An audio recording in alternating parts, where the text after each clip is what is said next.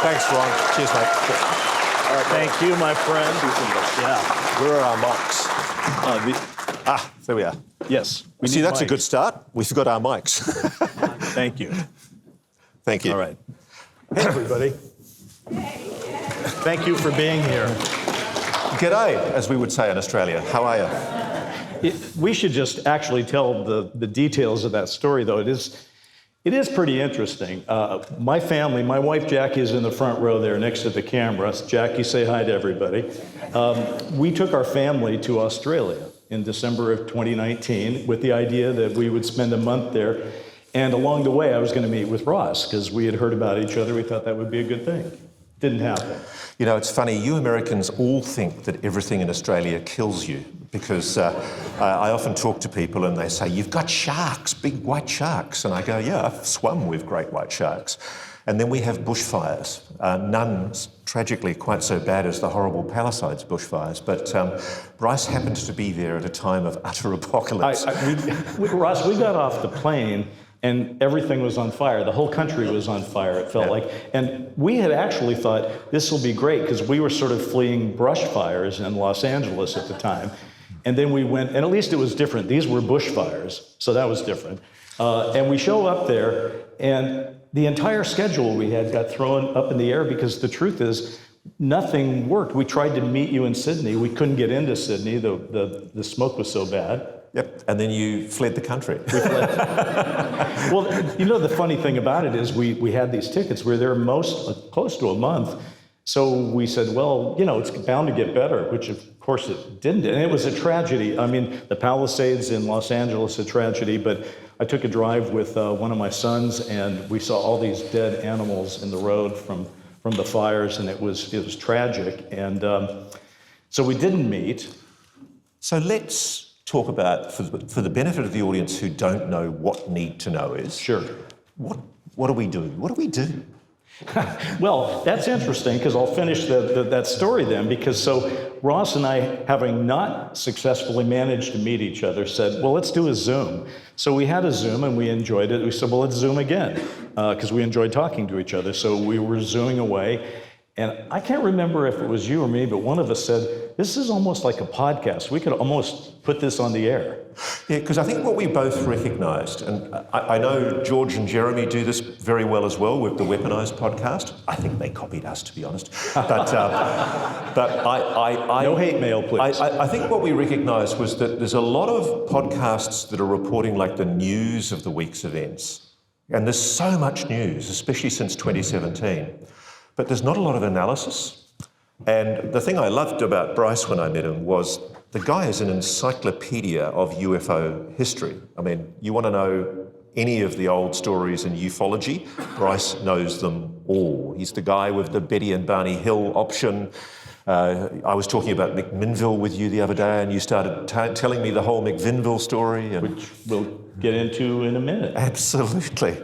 So I think it works really well that we complement each other. I'm a news journalist. I work, as probably most of you know, for News Nation, the cable news network here in America. And I do that from my home in Australia. And largely because in 2023, I was responsible for bringing the David Grush story to television and exclusively. Absolutely. Thank you. And more recently, of course, you would have seen Jake Barber now running Skywatcher.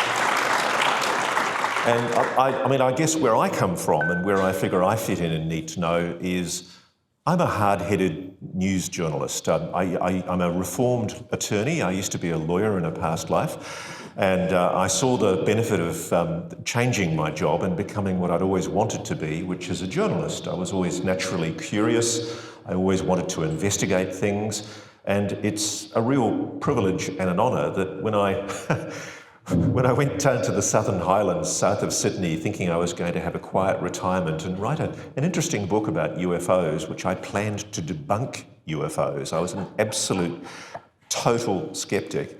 I was convinced I was going to expose the Black Aerospace program that revealed the fact that this was all nonsense and that UFOs were just a cover for some US Black World program. And of course, the rest is history. I discovered it is real. Absolutely. You know what I like most about Ross? I admire your work, and I love your investigative chops and how you get things done. But what I admired most was during that Zoom, I said to Ross, well, if we did a podcast, when would we do this? There's a pause, and he goes, what about Thursday, mate? And so we just said, well, we don't really know anything about podcasts, but it can't be that hard. We'll just start recording. And it happened. The thing is, one of the tensions in our relationship is that Bryce is an eminent Hollywood screenwriter, former chairman of the Emmys, and he's very, very organised. And I'm a journalist, so I'm used to kind of making it up in a hurry.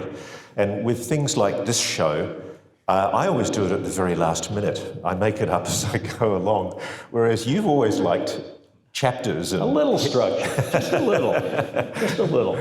Because I'll be in self-defense, the reason I feel that way is Ross is living, eating, and breathing this topic, and he is, I think, the foremost authority on it at this point. I don't quite have that luxury, so I always like to do a little more prep, just so I, to hold my own ground there. But what we've always wanted Need to Know to be is a little bit different. And for those of you who consume a lot of let's just flash back.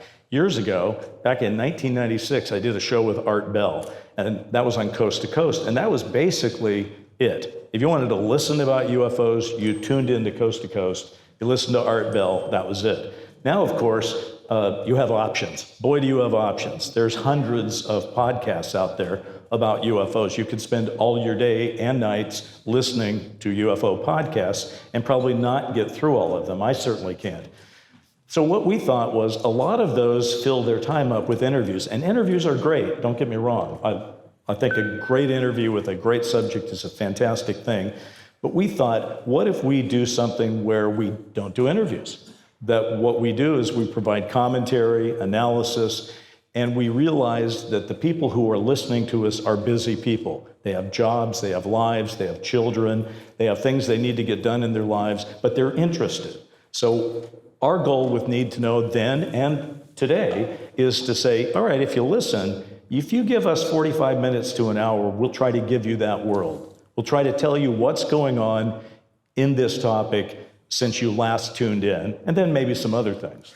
And I happen to think that in years to come, there will come a moment when there's a reckoning with the so-called mainstream media being held to account for their failure to cover this issue.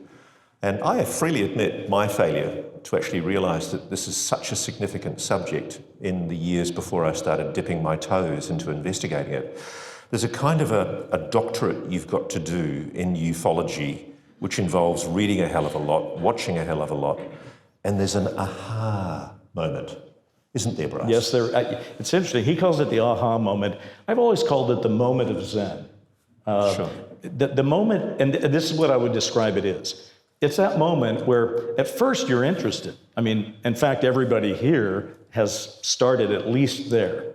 They've been interested and they said, I'd like to know more, because either I've had somebody who told me something, or I've had an experience or seen something or whatever, but I don't know what it was or what it means, so I need to know more, and you start reading, etc. Now, Ross was telling you about starting his journalistic credentials. I had a slightly different route to my aha moment or my moment of Zen.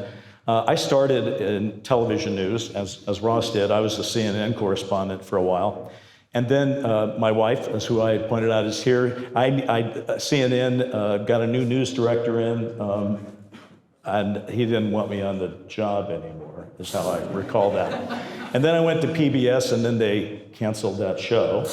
And then Jackie said, because we were getting married and we wanted to stay in Los Angeles, and I didn't want to get a job as an anchorman in, say, Buffalo or something. Not that there's anything wrong with Buffalo. But she said, have you ever read a screenplay? Do you think you could write a screenplay? And I said, no. And back then, there was no internet. So Jackie and I drove down to Hollywood Boulevard, where there were people selling screenplays on the street, and we bought 2 or 3 of them.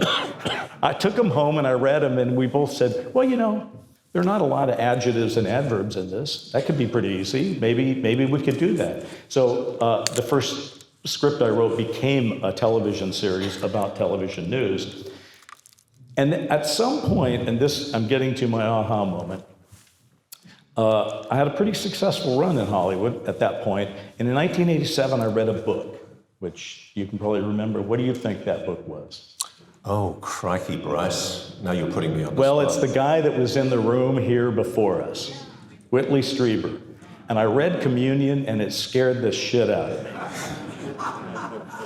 But that wasn't exactly what went through my mind then. What went through my mind was, wow, this could be a great movie if the government thought Whitley Strieber was telling the truth and they wired up his house so that if they ever came back, they could shoot one of them down. And that became a script that I wrote that ended up getting produced as the first full original film for the Sci-Fi Channel. It was called Official Denial, which, by the way, the aliens were not aliens, they were us from the future in that thing. So it's kind of ahead of its time. But the thing is, and here's the aha moment, I wanted to do a good job. What I always think really makes a great movie is when you realize the people aren't phoning it in. They're not making up stuff. They've actually done their research. They know what's going on. So I said, okay, I don't know a lot about this UFO thing. I've been interested in it, but I need to really work on it. So I started reading everything I could get my hands on. I called people. I did whatever I could. And I remember one night, it was about 3 a.m, and I was doing the production draft of this film, Official Denial, which at this point was just a little glimmer in my head that, maybe this could be a good movie. And I'm reading this stuff. I had a stack of books there, like it would have been yours if in today's time. But there was a stack of books there, things like Above Top Secret by Timothy Good and a bunch of other things. And at 3 a.m, the kids are asleep, Jackie's asleep, and I'm reading this book, and I just kind of put it down and thought, this stuff is real. Yeah, it flipped, the switch flipped. Yeah, that was a very similar thing for me. It was a lot later for me. Around about 2017, I read somewhere online about Chris Mellon and the fact that he was a former very senior defense official saying things about UFOs. And as a boy, I don't know if you guys had this TV series in America, but as a boy, there was a fantastic British TV series called UFO.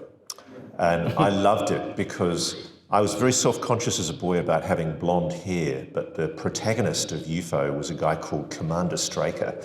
And he was a dude, and he lived in a Hollywood studio that went underground, and it was the headquarters of Shadow, the secret headquarters of the Alien Defense Organization. And I was, as a little boy, fascinated with that whole show, and I'd always been kind of intrigued by UFOs, but like a lot of people when I went into journalism, I was acculturated almost immediately into the idea that UFOs are complete nonsense. And when I say that, it's not like somebody sits in a newsroom and tells you you shall not do a UFO story. It's just kind of understood that when you talk about UFOs, you giggle. And this is still the case very much in the media, both in this country and in Australia, where I've come from. And it was really interesting because back in 2017, when I heard about this Christopher Mellon thing, I pitched to 60 Minutes, where I was working in Australia, that we do a story about this guy, Christopher Mellon. And I rang Mr. Mellon and I said, could I come to America and interview you? I'm really interested in the fact that there's a senior official talking about UFOs. And he said, sure. And so we were scheduled to fly out the next day. And then the very night before I was due to fly out, the boss of the program rang me and she said, Roscoe, we can't do this story. If we do a UFO story, we're going to get ridiculed. I'm really worried it's going to drag the reputation of the program down doing this UFO story. And so that's what happened. We didn't do that UFO story. But I was working for 60 Minutes, and by that stage I'd gone and met Chris and got to know him, and I was realising this is real. And I'd worked in war zones in Afghanistan and Iraq, and I'd met people in senior levels in the military and the intelligence services, and I reached out to them knowing that some of them were working in the Pentagon. And I had a meeting with one of them in Georgetown, in a beautiful pub in DC. And I remember I said to him, quite disgracefully really, I said, I'm interested in doing a story that, digs into this UFO nonsense and, exposes it. And he said, what do you mean? And there was this kind of pregnant pause, and I realised he wasn't simpo with me. He was implying that there was something to it. And I said, are you implying there's something to this stuff? And he went, absolutely. And I've talked to people in the intelligence community and the military in Australia, and there's a default dismissiveness. Nobody even thinks about UFOs. They think it's all rubbish. But I was here talking to a senior guy in a very important role who mercifully agreed to take me into his confidence. And he said, Ross, this is real. We don't know what they are, but it's real. There is a genuine phenomenon. And then over the course of months while I was visiting the US, I was meeting people, building up relationships and sources, and I realised that was my aha moment. I suddenly went, oh my God, this is real. And as a journalist, I was quite shocked because there was such a stooped acculturation in my line of work to the idea that you don't take this seriously. And looking back on it now, I'm quite ashamed of that attitude because it really makes no sense. The evidence is overwhelming that there is a mystery there demanding to be investigated and solved. All right, Coulthard. There you go. You've left out the best part. How many of you out there ever saw that TV show he mentioned, UFO? Anybody? Okay, for those of you who didn't, what Ross left out of that story is that the women in UFO all wore tight-fitting silver spacesuits and were bodacious 60s babes, They were gorgeous. They were if lovely. I'm not mistaken. Beautiful, yeah. So what Ross forgot to tell you is what led him into the UFO movement was sex. Now, because we are a transparent show, We are, and yeah. we don't hide anything from anybody, I will say the same thing happened to me.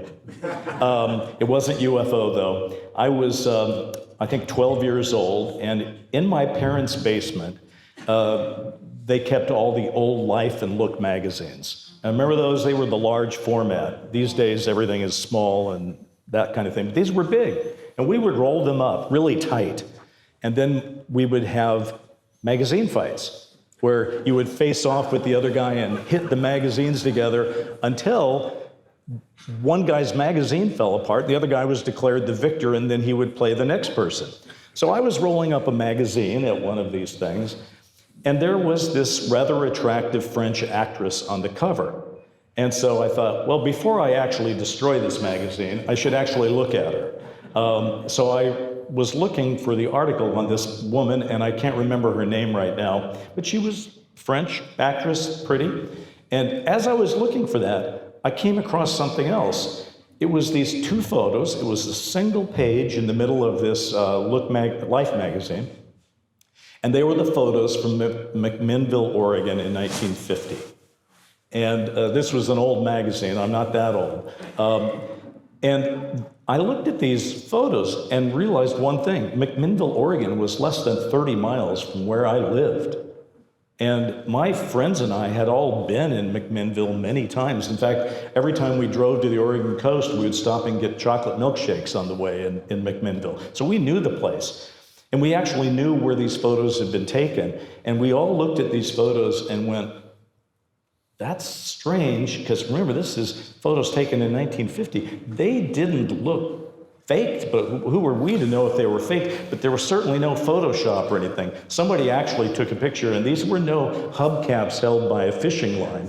In fact, those two photos went on, and they were looked at by Project Blue Book. They were looked at by the Condon Commission. And over the course, and Bruce Maccabee made kind of a career. And they've never been debunked, have they? Yeah, they've never been debunked. They're still, I urge you, all of you to look at them. They're as good as you're going to get. And there's really only two ways to look at them. Either they were faked, Or they told us in 1950 the truth flew over a farm, the Trent Farm in McMinnville, Oregon. So after 1947, when everybody was all into UFOs and Roswell happened, America wanted proof. And I always say proof flew over McMinnville, Oregon in 1950. And I still think that today. I think that part of the problem, Ross, that we're having, and you deal with this all the time, people send you or alert you to one photo or video after another. And the first thing you have to ask yourself, I think, is, okay, is this a scam? Is this real? Has somebody faked this, right? And at least back then, I didn't think that we had to do that. So yes, we were both drawn by sex into this, but we've tried to transcend it. Okay. It's interesting. I was just trying to think of my formative experience. And when I was about 16 years old in New Zealand, where I was living, there was this incident that took place that became known as the Kaikoura Lights. And UFOs were already in the public consciousness in my part of the world because there'd been an incident that many of you might know about involving a young pilot in Australia called Frederick Valentich. And he disappeared in the Bass Strait about probably 2 or 3 months earlier, flying a light plane out to an island between Tasmania and the mainland of Australia. And his final last words, he'd been describing to air traffic control. It's quite chilling air traffic control audio. You can actually hear his account to the air traffic controller of what he's seeing. And he's describing this gigantic metallic craft hovering above and eventually below and then eventually above his plane. And he's slowly freaking out. He's getting more and more upset. And then his last words are, "And it's not a plane." And then you hear this metallic noise, and he's never, ever seen again. What year was Valentich? It was 1978. And it reminds me a lot of the Mantell case from, I think, it's very similar. 1949. Yeah. That was the guy that chased a UFO higher than his plane would normally handle the atmosphere. And I think, what was his last word? The last words of his transmission were equally chilling. I can't remember. Something like it's something about its size. Oh, really? Huge, Yeah. I think. Yeah. So and then boom, he's gone, and it's one of those cases. So one of the things that had happened in this Kaikoura Lights incident that took place a couple of months later was there was a cargo plane that delivered newspapers up the coast of New Zealand. And a guy who became a friend of mine, Quentin Fogarty, was a reporter from Australia. And he was on the plane with another reporter who's a friend of mine called Dennis Grant, who became an eminent political reporter in Australia and a good friend of mine. And it turned out they witnessed craft, elliptical, disc-shaped craft, coming up to the cockpit window of this cargo plane. And through an old family friend, I met the captain of that plane, who was delightfully named Startup, Mr. Bill Startup. And I got pulled into this story very skeptically. I thought it was all nonsense. And I bought, as a 16-year-old boy, the explanation that came out from the New Zealand Air Force that it was eventually proven to be squid boat lights on the ocean, and that they'd just mistaken the lights of very, very bright squid boats for a craft in the sky, which was supposedly easy to do. And it wasn't until I was many years later interviewing the New Zealand Prime Minister, a guy called Peggy Muldoon, Robert Muldoon, and he'd been the Prime Minister at the time. And I said, "Oh, what about that Kaikoura Lights story?"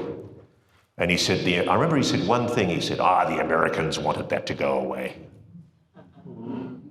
And it really struck me as odd. And then I was researching my book only a few years ago, and it turned out the New Zealand archives had declassified all the files. And basically, it turned out the whole thing was a cover-up. And they really had no idea what these objects were, but they were solid craft. They were detected on radar. I found the air traffic controller, a guy called John Cordy, when I was writing my book, who had actually seen these objects on radar and tracked them moving at speed and doing weird things that couldn't be explained. And I think that was one of the moments when I, as a 16-year-old boy, was initiated into a story and made to be very, very skeptical. But then, because I'd known that story as a 16-year-old boy and later learned the real story from the archives, it completely reversed my impressions. And I think this is my gripe. My big gripe is I get a lot of media friends, and I'm a commentator, if you like, in Australia about things, and they ask my opinion about certain things. And there's this kind of thing that happens when I'm on a panel in Australia and people talk with some derision about my interest in UFOs. And it's still this giggle factor about UFOs. And I often say to people, are you aware that the American government has admitted that UFOs are a genuine mystery? That you can't dismiss this, that there are objects that are moving according to the 5 observables? You know, instantaneous velocity, hypersonic velocities, transmedium travel, you know, stealth, anti-gravity. All of these things are not explained, and there are objects that are doing this, and they just look at you stupidly. And I think the problem that we have at the moment is that a lot of the media is still locked into that old paradigm, and they really haven't caught up with the facts. The world has changed. Amen, brother. You know, I guess I would say is during the course of my UFO coming of age, I used to be treated like the drunk uncle at the wedding. You know, you go someplace and people would sort of whisper, "Don't talk to Bryce. He'll talk your ear off about UFOs." And so that's changed. These days, in the same social situation, people will say, "So I understand you know something about this UFO thing." "Yeah, a little bit." "Well, what's going on?" Which is a very, very different place than we are. So it's been a frustrating time for a lot of people. I mean, most people here of a certain age are probably fed up the here with not knowing exactly what's going on, because it's very clear other people do know some things that are going on and they're not sharing their work. That's a little frustrating, I think, for all of us who are interested. You know, I don't have a horse in the race as to what I hope it is. I just would like to know. I'd like to know a little bit more. Let's talk about, by the way, Ross, the theme of Contact in the Desert is something called Event Horizon. So I got out, we were at breakfast having some coffee, and we looked it up on the internet because, of course, that's the only way to get information these days. And it said, a boundary beyond which events cannot affect an outside observer. I'm not even sure what that means, but we heard from Captain Ron before we came out here. He had a different thing in mind. Yeah, thank God we asked. Yeah. So what Ron's using the term event horizon to mean is that we're coming to the cusp of dramatic change. And I like that, because I think we are. I think we're entering into a paradigm shift. It's interesting, though, because if you'd asked me earlier in my research, I would have said probably 3 or 4 years ago that what we're looking at is a recognition of extraterrestrial, off-planet, non-human species engaging with this planet. And you know what? I no longer think that's the most likely explanation. I think it is a non-human intelligence, or it might be a human intelligence, a highly advanced one, possibly from the future. I just don't know enough.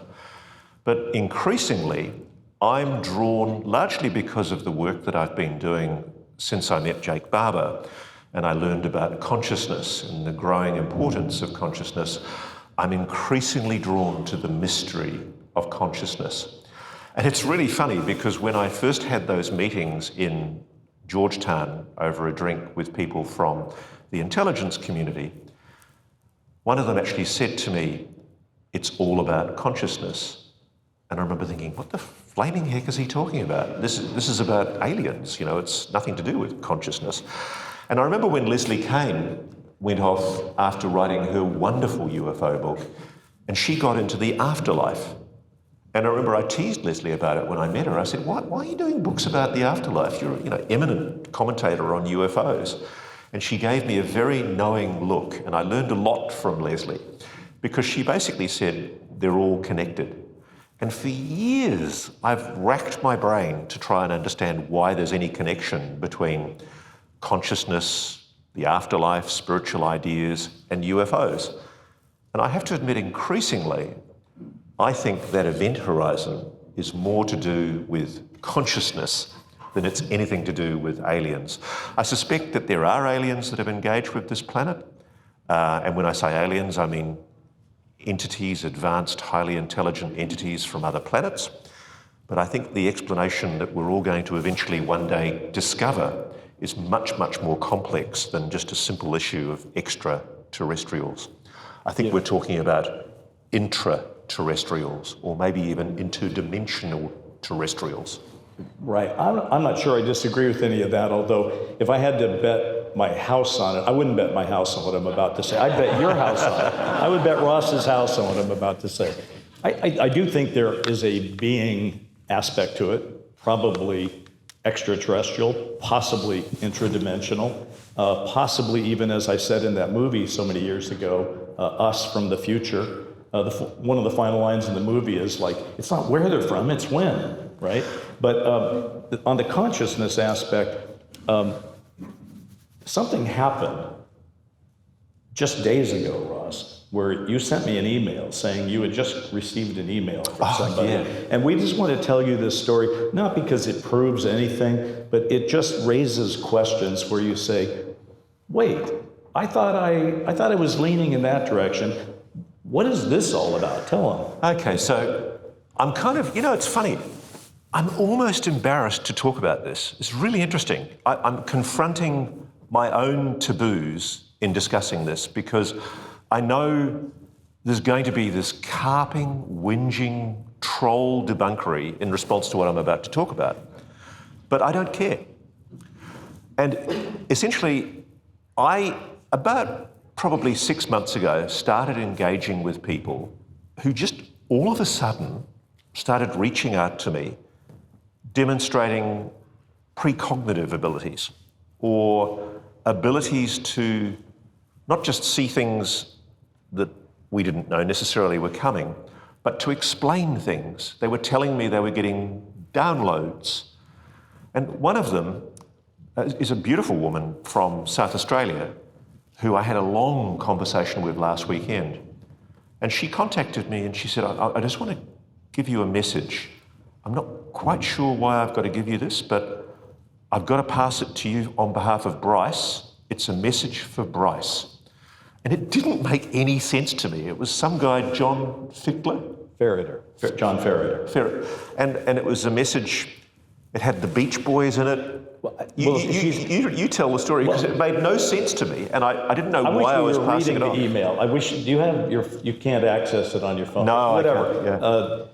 But the email he sent me was this woman saying, it's a message for Bryce. I'm sensing John Ferreter, and he wanted to say something like, wild ride ahead, take care, or something. And it was a quote from a Beach Boys song. And then she said, I'm also hearing Good Vibrations, which is a Beach Boys song. Yeah. Okay? Ross sends this to me, and I go, John Ferreter? John Ferreter was an agent of mine at William Morris Agency. He died in 2019. I obviously don't spend a lot of time thinking about him, but I will tell you this. He was a reality agent at William Morris. He represented Mike Love of the Beach Boys, and he played in a couple of bands that were opening acts for people like Tom Petty and things like that. So I don't know what to make of that, other than we did a little searching. If you go to the internet and you put my name in and John Ferreter or the no Beach, link. None of this. There's no way that she sort of casually figured this out. It felt real. Well, I'll tell you another story. My daughter will be embarrassed about this. We bought her a beautiful set of stereo headphones, and she lost them. And I was telling this to one of the people I talked to, that one of my children had lost her stereo headphones. And he stopped for a moment and he said, tell her to look in her yoga studio. And I went, what? Anyway, I conveyed that message. Sure enough, she'd left her headphones in the yoga studio. I've had a lot of this in the last few months, and I honestly it creeps me out a little bit because some of the messages I've been getting are quite personal.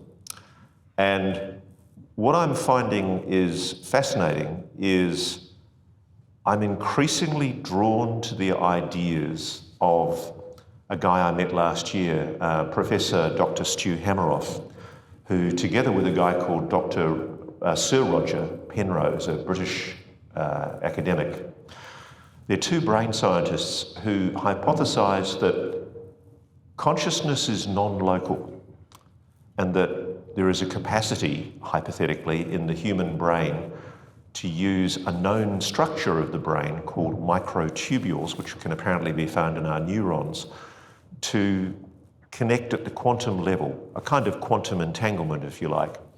And the hypothesis, and it's still only a hypothesis and it's much debunked and skepticised about, but the hypothesis is that the human brain, perhaps through the pineal gland, has the capacity to connect with that non-local consciousness.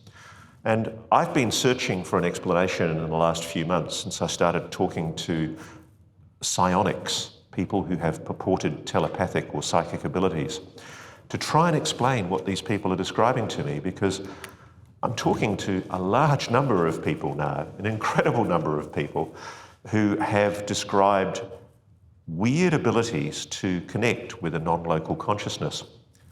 And it might explain psychic phenomena, it might explain UAPs. You know, maybe the reason why a psychic or a person with telepathic psionic abilities can summon, if they are indeed summoning or perhaps inviting a craft, if indeed it is a craft, maybe the reason they can do that is because there's an inherent capacity in human beings to do these things that perhaps in our over-technologised society we've forgotten about. And could that explain why so many primitive civilizations have shamans and seers and witches and wizards? You know, is it why that there's a much stronger spiritual connection to gods and beings and ideas of beings in smaller tribal societies? I'm fascinated with this, and I'm a little bit worried people are going to think I'm going down that rabbit hole. That's what I think. I think you've gone over the edge here, Coulter. You know, there's, in addition to consciousness, there is also the sort of the twin things of synchronicity and coincidence, right? That sometimes line up outside of the UFO story, and yet people think that they might be related. So I have two very quick things I just want to throw out there. So when I was doing the NBC series Dark Skies, which is that series, it was, I was working with a guy named Brent Friedman, and he had seen my UFO library, and he said, you know, I don't see Mothman prophecies in it. You should really read that. And I went, oh, I really don't know that too much about it. So I bought a copy of Mothman prophecies, and I was reading it, and went out to take my young son to the movies, and we went and saw a movie, and the Mothman prophecies was laying in my car because I was reading it wherever I would go places.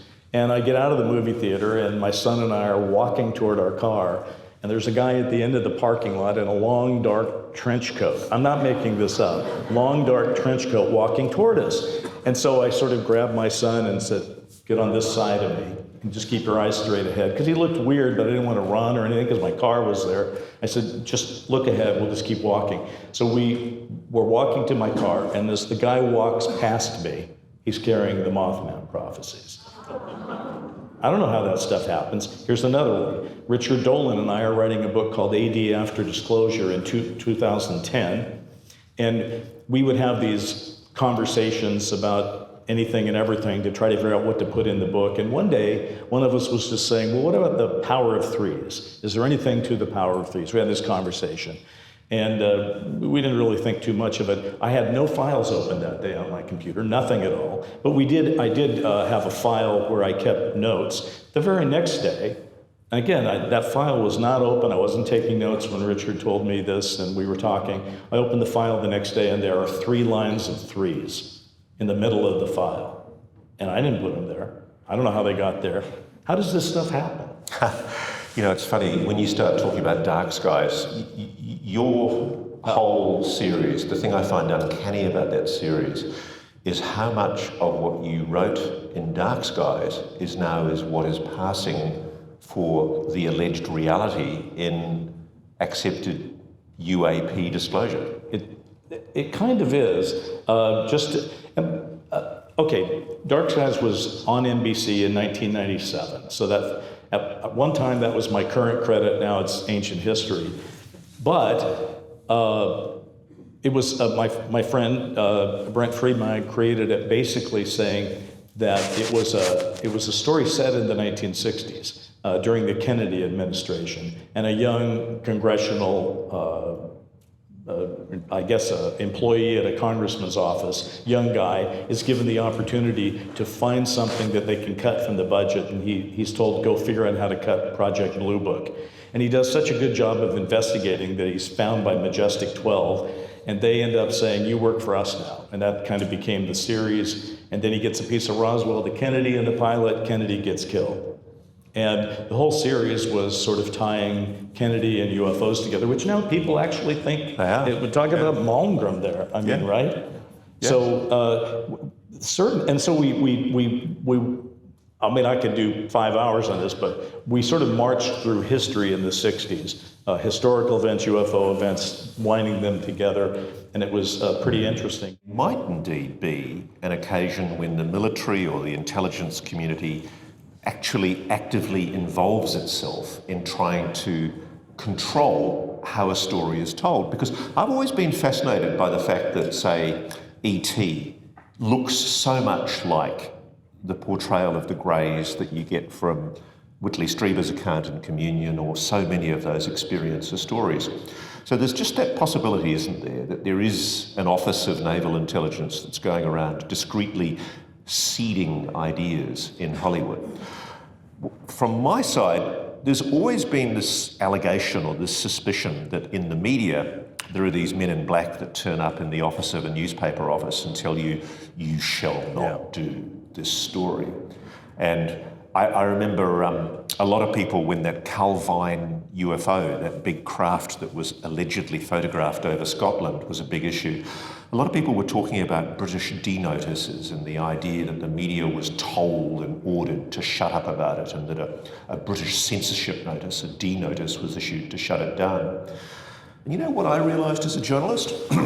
You don't need that.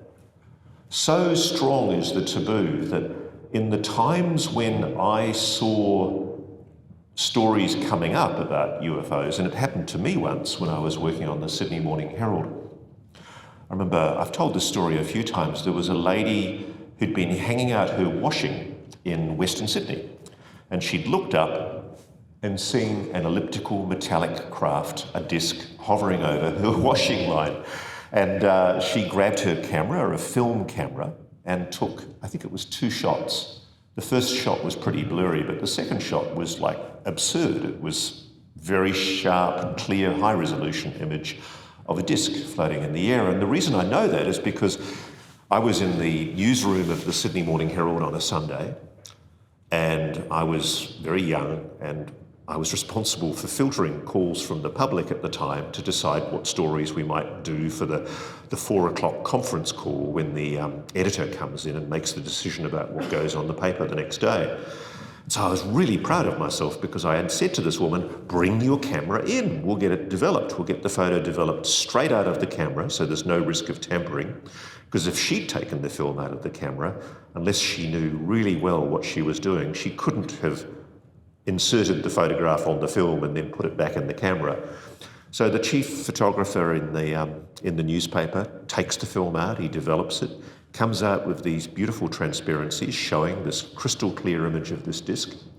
And I'm really excited. I'm thinking, wow, I'm going to be able to show the news editor what a great job I've done. I've got this scoop story for the paper for the next day.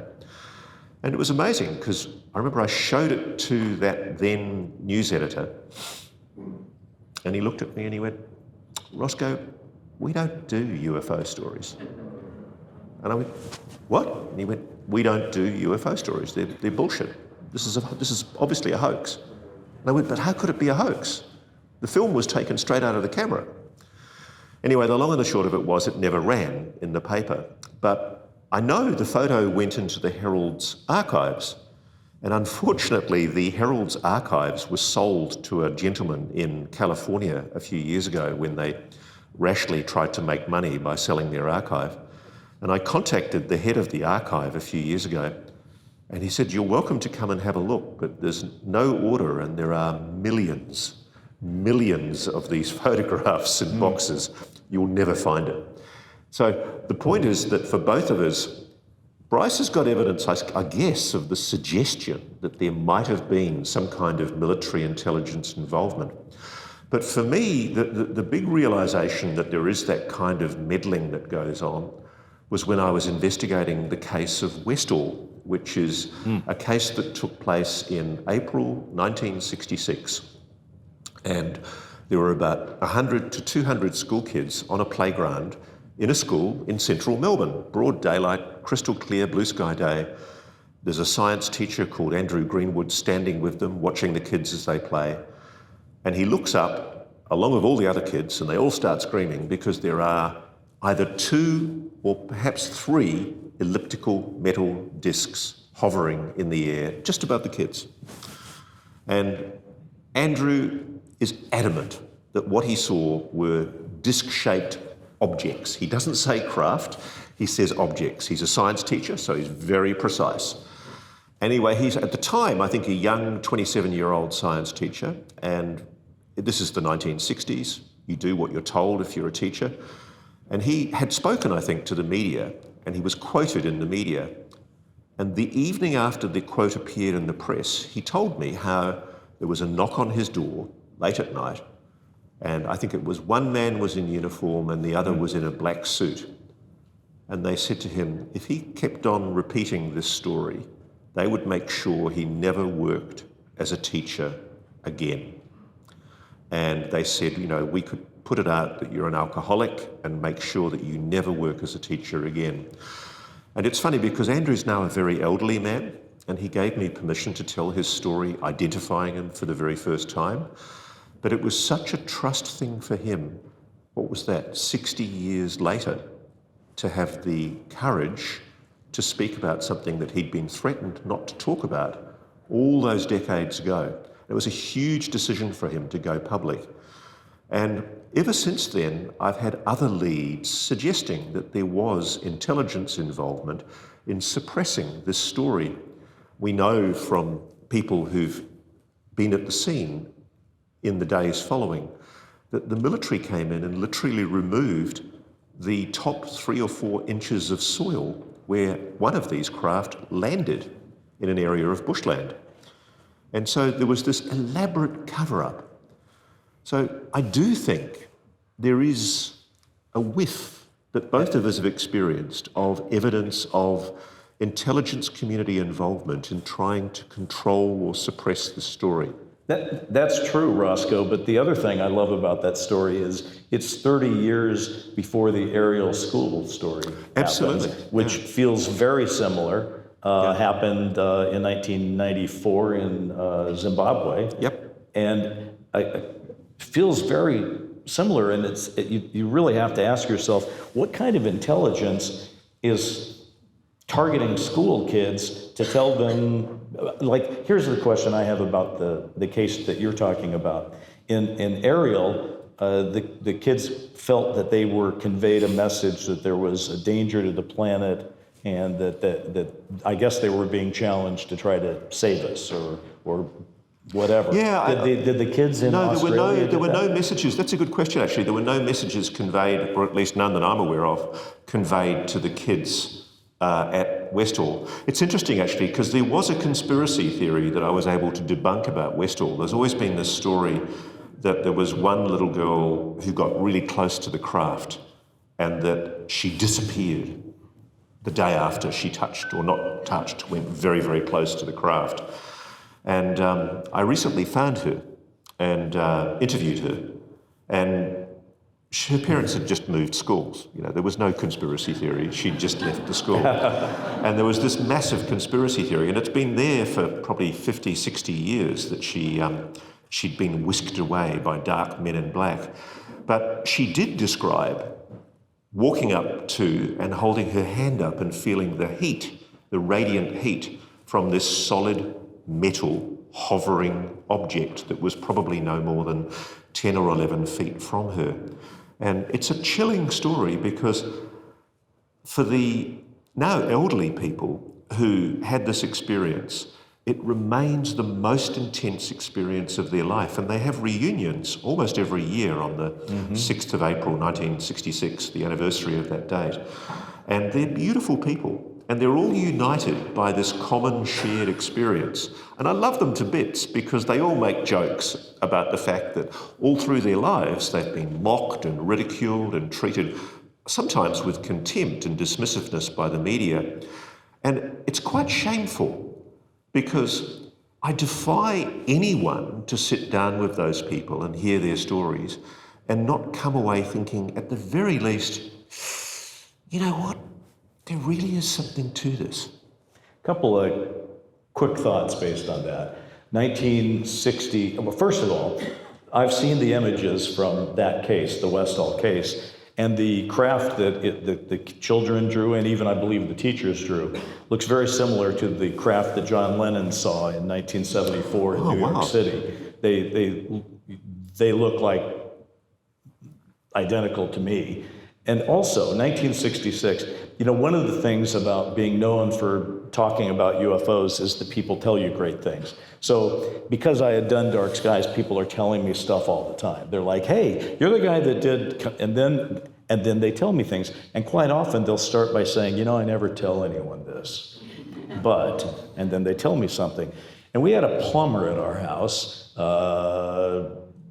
maybe in the last 20 years, and he said, you did that Dark Skies thing, right? So you know something about this. I went, yeah. And he said, I've never told anybody this story, but in 1966, in Los Angeles, he said that he was out at recess with the entire group of children and the teachers, and they all looked up, and about 1,000 feet in the air was a definite craft, and they're all looking up at it, and it went on for roughly 10 minutes, and he was like, oh my God, this is so interesting. He comes home, and he tells his parents, and they're like, you shouldn't tell anybody about that. And he goes, no, everyone's going to be talking about it. So the next day they get the Los Angeles Times, and they open it up, and they're all reading the Times to see if there's anything about it. And of course, crickets, nothing. There's nothing in the Times or anywhere else. That's funny. And his parents say to him, listen,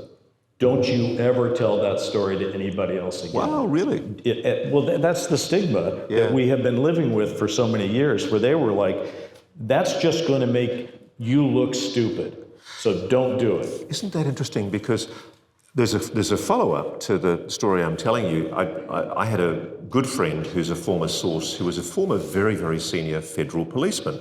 So roughly the equivalent, say, of the FBI. And I think he'd been at almost the deputy level in a kind of an FBI equivalent organisation in Australia. A former very, very senior, now retired policeman. And after I did the Westall story for Australian TV, he rang me out of the blue, and he was living overseas, and he said, I've seen your story about Westall. And I went, yeah, why are you calling me about it? And he said, my dad is the guy who wrote the secret report for the Australian government into that incident. And I said, what secret report? There never was a report. The government denied it ever happened. And he said, oh, that's rubbish. He said, my father was very senior in civil aviation in Australia, and he was hired by the Defence Department to investigate the Westall case. And every day, I know, because I was a young boy back then, I was really proud of the fact that an official car arrived at our family home, picked Dad up, and took him every day off to the school to continue doing the investigations. And I said, are you absolutely sure about this? And he said, absolutely sure. So anyway, to corroborate this, he put me onto his sister, who confirmed the story. And it turned out that the father was so paranoid that he had been involved in doing this investigation. He'd secretly kept a copy of the report, and I'm thinking, oh my God, the family have got a copy of this secret report. And anyway, what happened was, it turned out, I think the daughter remembered that the mother, after the father had died, had burned this document in the backyard. But I've been trying to find this document in the Department of Supply Records, which is an old, now defunct department in the Australian Archives, and it allegedly doesn't exist. But I don't believe that. I actually am now very, very sure that that document does exist. But there's one more postscript, because this is really eerie, and it's interesting because it adds to this idea that when people get involved in, as this father was, deeply investigating this phenomenon, it sometimes looks back at you, because both the federal copper, the ex-federal copper, and his sister told me independently the same story, that the family moved to our capital city, Canberra, and one night, I think the two kids were playing in the upstairs room, and there was a UFO, a craft, hovering right outside the window, and it was the full kind of Close Encounters, white light fills the room, and both of them had this really weird experience of a sense of missing time, and they were still vagued out by it years later. But I found it very, very interesting that this guy who, frankly, I'd done stories with him, actually interestingly enough, investigating child sex crimes and terrible things that had been done to children. And one of the issues in that case, that when we were investigating the case, were repressed memories of alleged victims. And how do you deal with the idea that somebody's had a terribly traumatic experience and they get demolished in court? You know, their credibility is absolutely assassinated in court because they've had this alleged traumatic experience, or at least they're saying that they have, and it just sounds so fantastical. And so often he and I, this copper, lamented the fact that often quite credible cases of organised systemic child abuse were basically ignored because it was so fantastical. And it's interesting because we saw parallels also in the way that he and his sister would probably never dare tell their story publicly because they risk that ridicule and contempt. That story creeps me out, but I like it. Yeah. Listen, I'm going to talk for about a minute and a half, and while you're listening to that, I want you to think about questions you want to ask, and we're going to take questions for the rest of this time that we're here.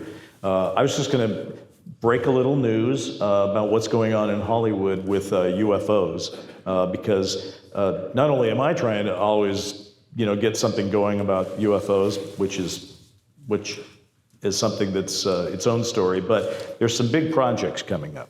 Spielberg has a movie coming out in June of 26 that has a working title of Disclosure. It's already, I'm not sure if it stopped filming, but it started filming in New Jersey, literally during the drone time, which is crazy, I think a coincidence. And then Apple, I believe, has a Jerry Bruckheimer film coming out that we think is telling the story of David Grush, or is it Lou Elizondo? David's confirmed to me he's working with Jerry Bruckheimer on a film. Okay, yeah. So that's a big one. And then, listen, I'm just going to, this has been in the trades, and the trades for you folks is, all the Hollywood sort of coverage and so forth. And this just broke yesterday. So I'm not telling tales out of school. It's all over the internet right now. But apparently, Ryan Reynolds is going to play one of our favorite people. Apparently, they're going to be making a movie about a certain Las Vegas journalist who, in the late 80s, broke the story of Area 51.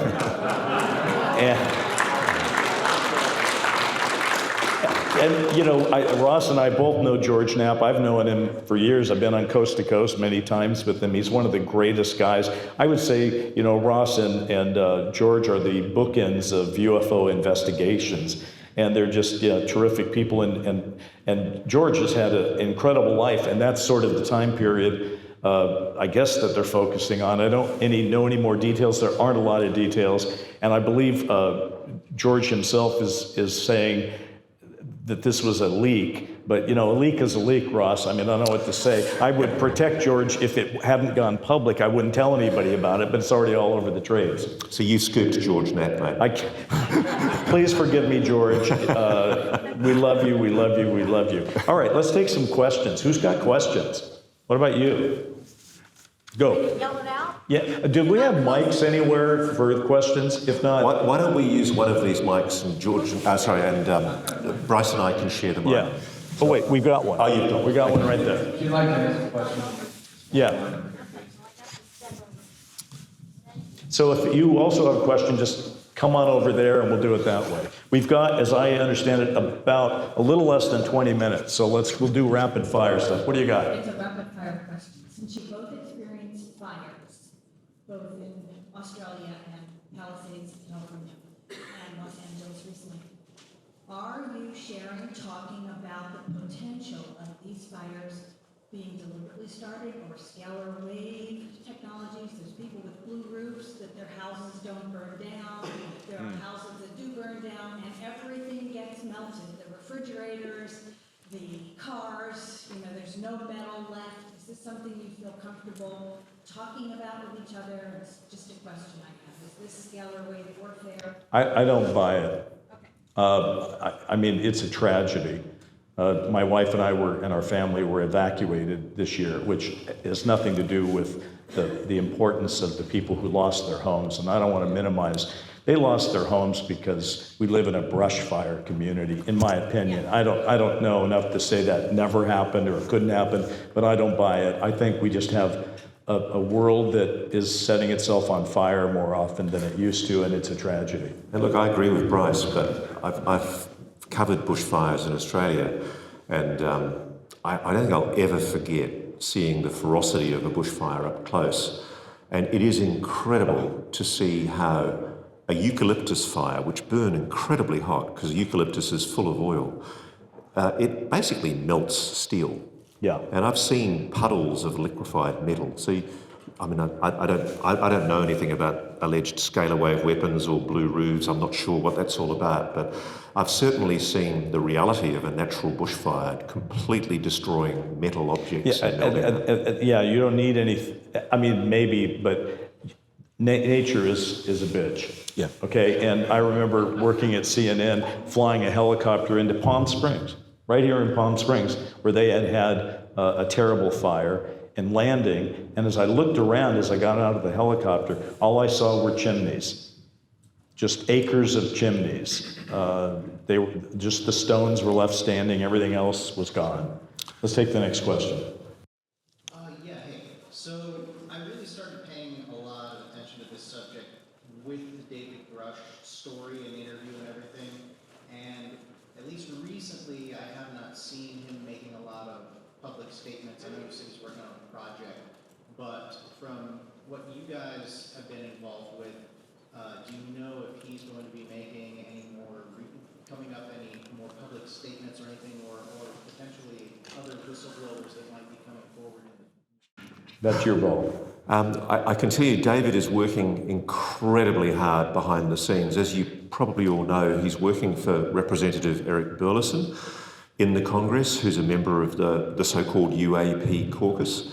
And I think a lot of people have said this to me, they don't feel that much is happening in Congress at the moment, and I kind of agree. I'm a bit disappointed that there hasn't been a lot of momentum in Congress. I was actually having an argument this morning with a lawyer online who was trying to persuade me that there is a lot happening in Congress, and I said, look, I'm actually really despondent that David's allegations never resulted in even an effort by, say, the chairman of one of these oversight committees, like the Senate Select Committee for Intelligence or the Senate Armed Services Committee, to whom he gave sworn evidence.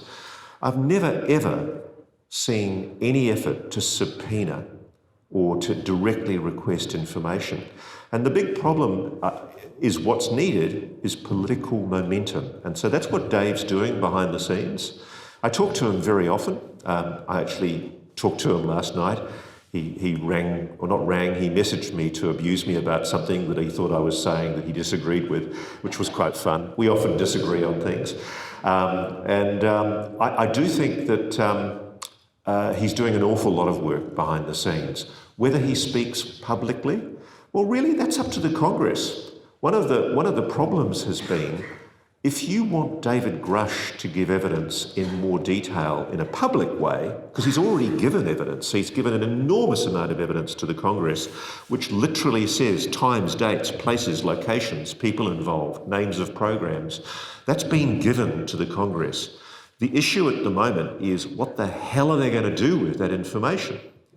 And I think we're entitled to ask, what are they going to do? Because there's a lot of, I'm getting hassled by people in Congress saying, can you get some of the other people that we know you're talking to in the legacy program, scientists, security people, military people, can you get those people to come forward and give evidence? And I'll tell you frankly, those people in the program are saying to me, why the hell would we stick our heads up right now when you look at what hasn't happened with David Grush, Matthew Brown and Jake Barber, all of whom have given solid oath evidence, risking perjury, to the Congress. And the Congress has done absolutely bloody nothing with it. So my beef, frankly, it's not with good people like Representative Burleson, Anna Paulina Luna, and other members of Congress who are doing the good work behind the scenes, for example, on the Oversight Committee. My beef is with members of the very senior leadership of Congress, the people who really make the decisions, the Speaker, the committee chairs. For example, Anna Paulina Luna on the House Oversight Committee, she can't even make a subpoena to compel production of evidence unless she gets approval from the chairman of the House Oversight Committee.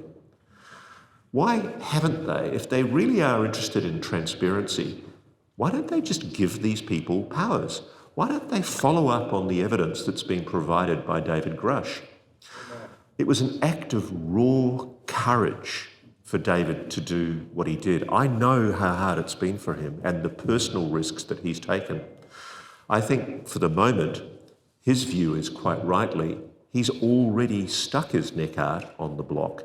He's risked his national security classification status. And he wants to see other people coming forward. And what we have to do, what we have to prioritise, is find a way of kicking those politicians up the butt to actually do their job. Yeah, by the way, folks, this is why I like working with Ross Coulthard. We're a guy that can say, so I'm talking to David Grush last night. I get a kick out of that. I agree with you, by the way, about Congress. They can do more and they can use their power more, but they can act on the information they have more, and I hope they do. But I am kind of optimistic right now because for 75 plus years, we've had to wait on the government to reveal things to us, and they haven't wanted to for reasons that aren't entirely clear. I would argue we do not yet understand the actual reason that this secret has been kept to this degree for this long. But we are now able to reveal it to ourselves thanks to technology devolving from being the military's thing to it's in the citizens' hands now. So I think it's a push-pull. You know, Congress will do more when the public demands more. The public will demand more when they see more. And I kind of am feeling relatively hopeful. There's an old saying in politics, the wheel that squeaks gets the grease. And frankly, I don't think there's been enough squeaking from the public to make it clear that this is an issue that they're concerned enough about for politicians to show any courage to actually do anything about it. We are squeakers. Squeak on. Let's take another question. I've got a question based on what Bryce said, although it's possible either of you could answer this. It's to do with Steven Spielberg's new upcoming film. Sure. I've seen a huge amount of material online, information, including photographs of location shoots and things like that. We know what the working title of it is. This is quite unusual in my experience, that this amount of publicity would be revealed to the public about a film that's still in production like this. Normally what happens is the process of marketing and advertising leading up to the premiere, and then the general release and things like that, and previews and things. Is there a specific reason why information about this film is being released so soon? This is just my opinion. I mean, I don't know the details I have. I don't think they've released any details that are specific about the whole thing. Look, films, I wouldn't read too much into that. I wouldn't say it's a special case. All important films, and certainly any Spielberg film is an important film, is going to have people trying to learn a little bit more about it, and frankly, discussing things about it that they don't even know. I mean, if you go on YouTube, you can find, a dozen YouTubes with people saying what they think the Spielberg film is going to be about. I don't think any of us really know. Although, again, in the same way that somebody knew about the Dark Skies pilot, I'm sure there are people out there that know what the Spielberg film is about. I don't. I'll be first in line to see it, though. I'll tell you that. Go for it. The community has spent decades trying to get secrets from official sources. And thanks in great part to you, we're coming to see initiatives like Skywatchers seeking disclosure as citizens of the public. I'm a fan of Mitch Randall's passive radar system and am hopeful for it. But between the two of you, what do you have your eyes on, and what do you think looks promising for disclosure from a citizens-driven initiative? Go. That's a really good question. I'm actually a bit despondent at the moment. I mean, I saw Sarah Dawson last night, Danny Sheehan's partner, and she cheered me up a bit by giving me an idea that we are going to see some really interesting things happening soon, and I'm excited about that. I like the work of what New Paradigm Institute's doing. I like the role of the UAP Disclosure Fund, and I'm in touch with people who are gently pushing for Congress to actually start doing more. I get approached periodically and asked if I can give more witnesses a prod to come forward. The real problem at the moment is there is an inertia because, frankly, I don't think this issue has captured the imagination of the full leadership of Congress. I honestly don't think you're going to see disclosure coming from Congress until it becomes a bipartisan issue and at senior leadership level. And I'm starting to think that what's needed is what I'm sure the national security establishment fear most, which is some form of catastrophic disclosure, a really massive dump that actually could potentially be quite damaging. Because I know a lot of people, they have a go at us all the time, those of us who are sort of privy to what's going on, and they say, why don't you just spew out everything you know? And I'm still somebody who cares passionately about national security and defence. I've spent a large part of my life covering wars that we shouldn't really have been involved in. And I think it's important that our policy people in government be allowed to use intelligence in ways that protect national secrets. And it's always a concern in the back of my mind when we're covering this issue. Is there some good reason why this is continuing to be kept secret? And I've actually had it out with people in the intelligence and defence establishment, and I've said, why? Why don't you just basically come out and admit? And there's always this mild inference that there is something that can't be revealed, but I'm not buying it anymore. I just get the impression that it's all too easy to maintain the cover-up, and that, frankly, there are a lot of people who are hiding their own willful fraud on the public. And frankly, I don't think anything is going to happen in terms of official government disclosure unless, for example, President Trump does what he promised he would do during his run-up to the election, which was he would be more transparent and open about UAP files and photographs and videos. And I'm going to be saying a bit more about this later on this weekend. I'm deeply disappointed, frankly, with the inertia, the lack of momentum of both Congress, and there's a bit too much of a tendency to throw it back at the whistleblowers when the whistleblowers are actually looking at what Congress hasn't done, what it's failed to do. You've had dramatic allegations from David Grush, for example, that frankly should have been more rigorously investigated, and they haven't been. So what's the message? What message is that sending to potential whistleblowers who have families, they love their children, They're genuinely worried they could be murdered if they came out and spoke publicly about this. It's now on the public record what I've known for a while, which is that there are serious allegations that I do think have credibility and should be being investigated, and now they are being, by the way, that people have been murdered to hide this secret. And you know what the media do, the mainstream media do, when they're confronted with this? They just ignore it. They just giggle and ignore it. And I just do not understand that. I don't understand that mentality. These are grave allegations that go to the whole issue of whether America still is a functioning democracy. Okay, let me unpack a couple of thoughts there. My theory is screw Congress and screw the media. It doesn't really matter. It's too big an issue. It doesn't matter who's manning the barricades at this point. It's kind of like when Dolan and I were working on AD after disclosure, we were trying to find a phrase that would explain what was going on. And we came up with the contradictory one, which was, it's impossible but inevitable, right? Of course it's impossible. The people that know it aren't going to tell us. But then it's inevitable because it's so big we'll be able to see it ourselves, or it will reveal itself to us, or something else is going to go on. I don't think that Dolan and I played around with the idea that someday a president might stand in the East Room and say, I've given all you reporters 3 terabytes on a hard drive of videos and photos and knock yourselves out. That's not going to happen. If the president ever does speak, he'll be speaking probably in reaction to what's going on. But something is going to be going on. Ross, the only thing that I am concerned that there is something that so-called can't be revealed.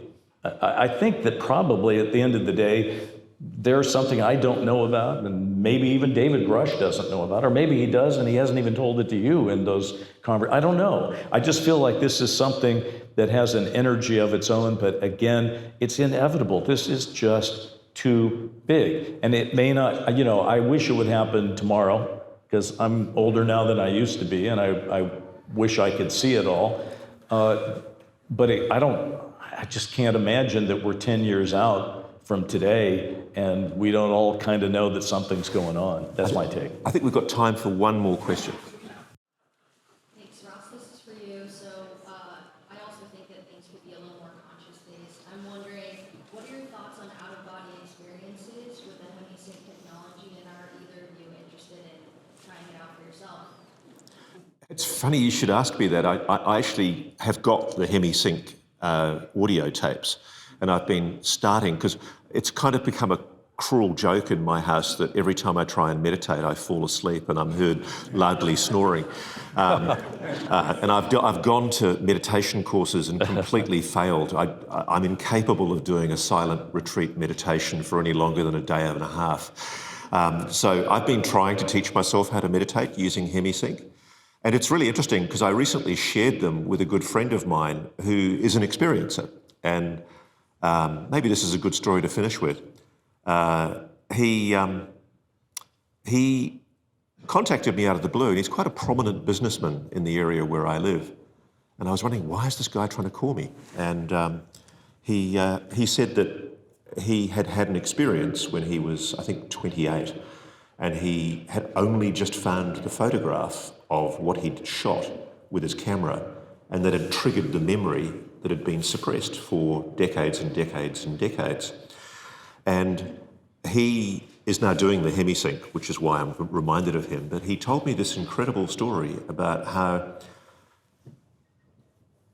the moment that he'd remembered that he'd had this really unusual UFO sighting with missing time when he was 28, he's now 67 or 68, it had triggered something in him where he started having these cognitive abilities.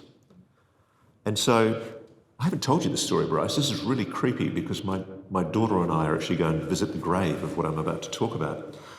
He was involved in clearing out a beautiful old house near where we live. And he suddenly had this incredible flash of being strangled to death as a little boy and being sexually abused. And he said it was really distressing. And what he was, in his mind, was a little boy being sexually abused and slowly strangled. And then the next thing he remembered was being in a swimming pool and drowning and dying. And he's crying as he's telling me this. And I'm saying, what the hell is this? And he said, you need to have a look at what I discovered. And he went back and he showed me a newspaper clipping about a little boy drowning in this house that he'd been clearing out in the swimming pool. And sure enough, I went and found all the old files of all of the old newspapers. And there was a report about a little boy drowning in the swimming pool and how the family had sold the house and moved on very soon after.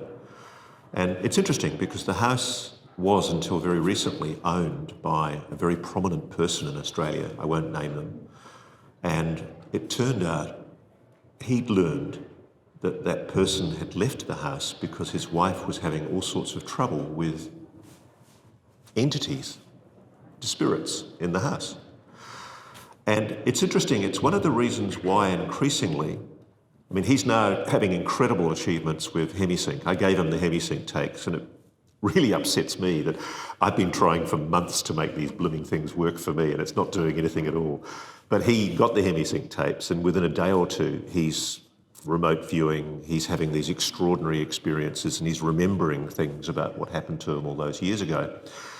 But I also think it's uncanny that there does appear to be something about UAP experiences and unlocking potentials in humans that they don't even sometimes realise they have. That's great. That's a great story. Wow. You know, Ross, for a couple of broadcasters, we have committed a sin.